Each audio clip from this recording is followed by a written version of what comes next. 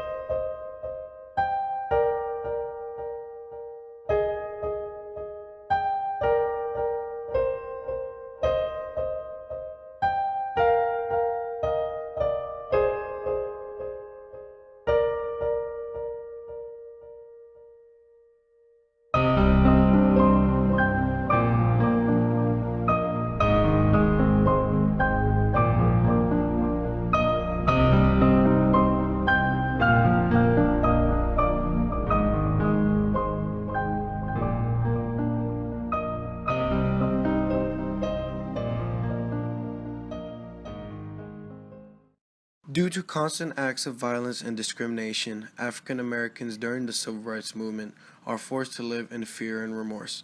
African Americans are forced to stand up for what's rightfully theirs because others feel as if they are meant nothing and deserve nothing. Many civil rights activists, such as Martin Luther King Jr., are launching what is probably the most influential campaign in regard towards African Americans, known as the Birmingham Campaign. Led by Martin Luther King Jr., the campaign utilizes peaceful methods such as sit-ins and freedom rides and marches. Sit-ins is a tactic used by young African American students which is aimed at desegregating all public restaurants. Freedom rides is a new tactic which is aimed at desegregating public transportation. African Americans are not able to peacefully protest and try to make a change in today's society due to the negligence of the police department.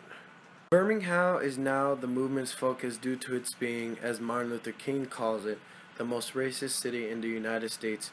Because it's the KKK stronghold, African Americans are being faced with more violence and hatred than any other city in the United States. Civil rights movement in Birmingham is provoking trouble and violence. Nothing is being done in order to ensure safety for African Americans. Not only do they face brutal violence from white Americans, but they also face plenty of brutal violence from the police department. Police brutality is worsening throughout the United States, but again, Birmingham, Alabama proves to be the most devastating. Police brutality worsened when African Americans rallied up to march from Selma to Montgomery, where state troopers and the sheriff's clan in Selma, Alabama, attacked 525 civil rights demonstrators, taking part in a march between Selma and Montgomery with billy clubs and tear gas. The march was organized to promote black voter registration and to protest the killing of a young black man named Jimmy Lee Jackson by a state trooper during a February 18th voter registration march in a nearby city. You can never whip these boys if you don't keep you and them separate. I found that out in Birmingham. You've got to keep the white and the black separate. One of the major influences of police brutality right now is Eugene Bull Connor, the Commissioner of Public Safety for the city of Birmingham. Bull Connor abuses his responsibility of administrative oversight of the Birmingham Fire Department and the Birmingham Police Department.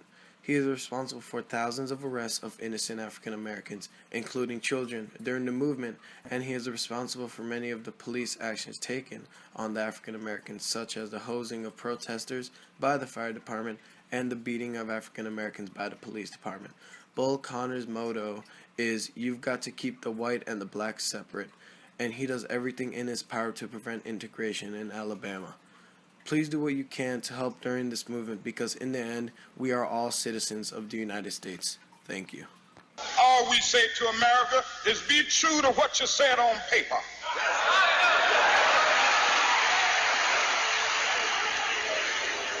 If I lived in China or even Russia or any totalitarian country, maybe I could understand some of these illegal injunctions.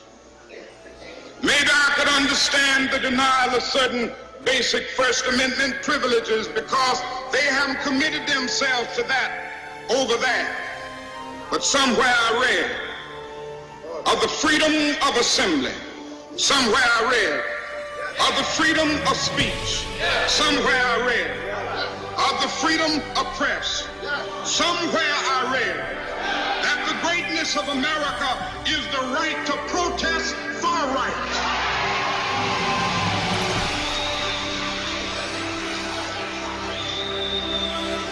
So just as I say, we aren't going to let any dogs or water hoses turn us around. We aren't going to let any injunction turn us around.